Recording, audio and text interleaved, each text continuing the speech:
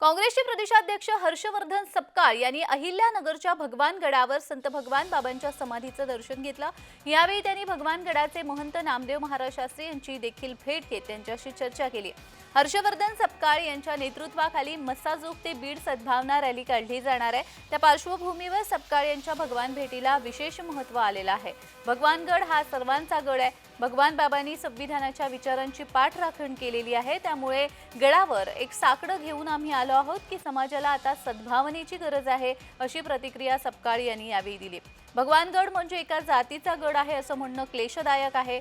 संत हा एका जातीचा कसा राहू शकतो? संत हा प्रत्येक जाती धर्माचा असतो, हा विचार घेऊन पुढे जाण्याची गरज आहे, असंही सपकाळ यांनी म्हटलंय। महाराष्ट्रामध्ये लोप पावत चाललेली सद्भावना वृद्धिंगत हो, हे देखील साकडं घातलंय। भगवानगड हा सर्वांचा गड आहे। भगवानगडाचे बाळासाहेब भारदे जे होते ते काँग्रेस पक्षाचे फार मोठे नेते होते। ते भगवानगडाशी संबंधित होते। इथले अध्यक्ष होते यशवंतराव चव्हाण, हे काँग्रेसचं राष्ट्रीय आमचं नेतृत्व। यशवंतराव चव्हाण साहेबांनी या भगवानगडाला उभारणीमध्ये त्यांचे अत्यंत मूलभूत आणि महत्वपूर्ण योगदान लाभलेलं आहे।